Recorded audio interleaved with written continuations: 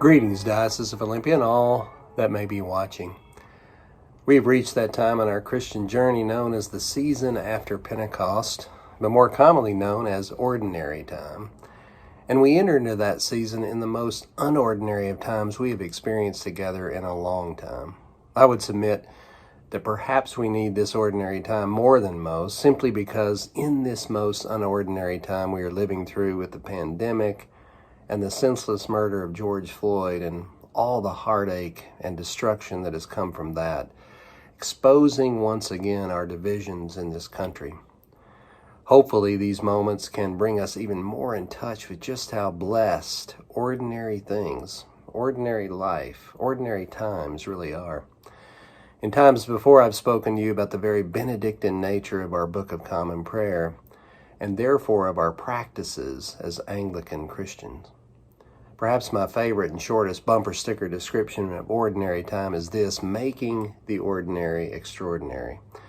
In this case, we pray, and for Benedictines, live the ordinary into the extraordinary, no matter what it is we're doing. Taking a walk, washing dishes, planting or weeding a garden, teaching our children, speaking on a Zoom call, wearing a mask, marching in a protest, denying ourselves a loved activity in order to decrease the exposure and spread for others.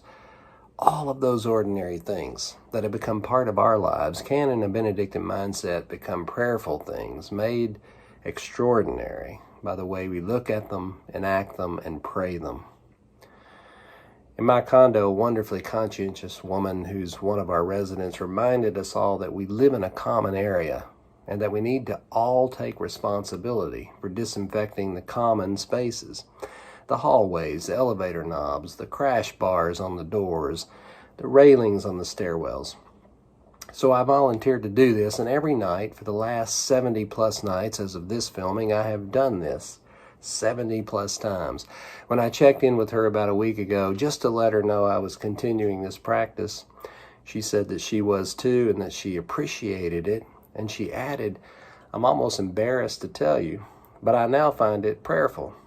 It's a rhythm I have really gotten to enjoy and want, and I pray the work as I do it." Exactly, I thought, that's it. That's Benedictine life, turning the ordinary into the extraordinary. I've continued on with my disinfecting routine each night, lately praying for the protesters, the Floyd family, the Taylor family, the Aubrey family, and all people of color who rightfully still yearn for justice and peace and equality. I've seared in my mind a tiny little African-American girl holding a sign as big as she is, which read, "Am I next?" We have to work to make that question, this terrible tragedy and so many like it, not ordinary in our country.